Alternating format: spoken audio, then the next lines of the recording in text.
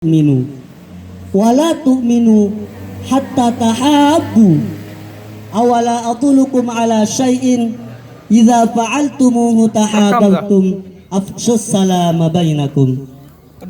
Assalamu alaikum warahmatullahi wabarakatuh.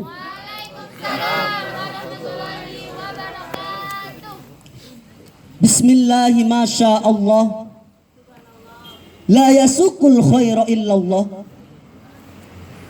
Bismillahi masya Allah, la yasrifus su'a illallah.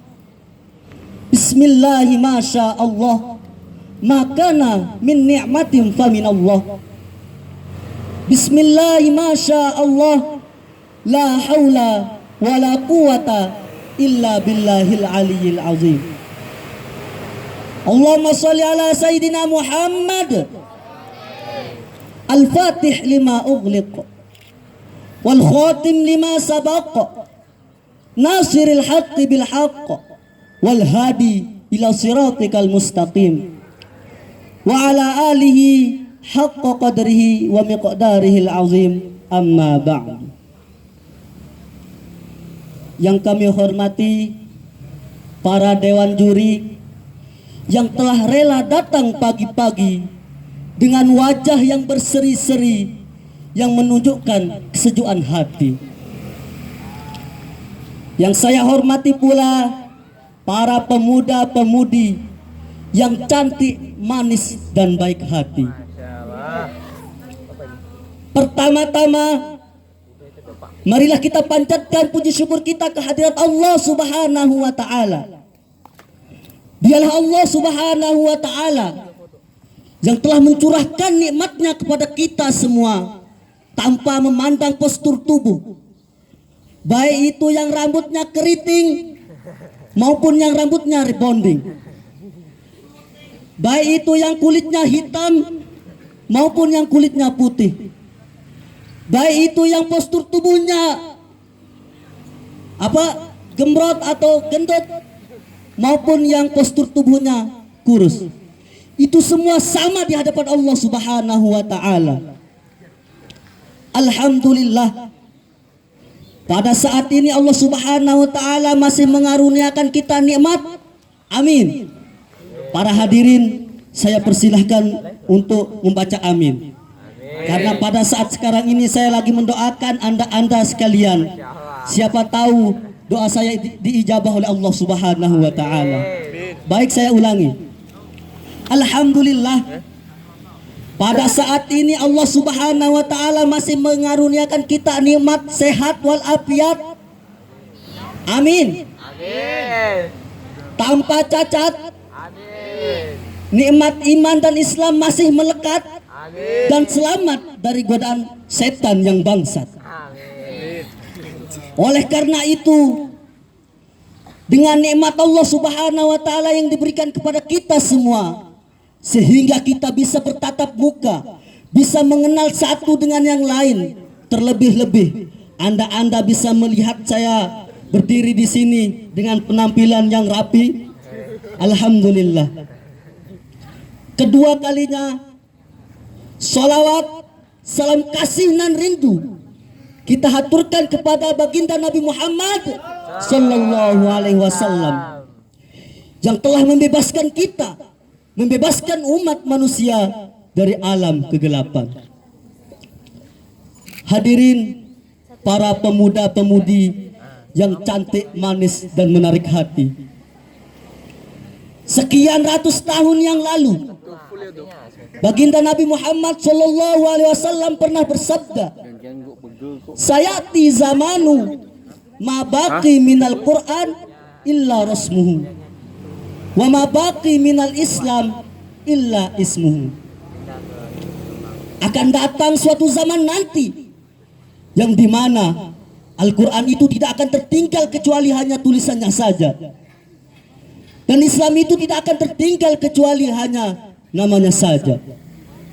Nabi juga pernah bersabda, pernah menjelaskan kepada kita, akan datang suatu zaman nanti yang dimana zaman jahiliyah itu akan terulang kembali. Zaman kegelapan itu akan terjadi kembali.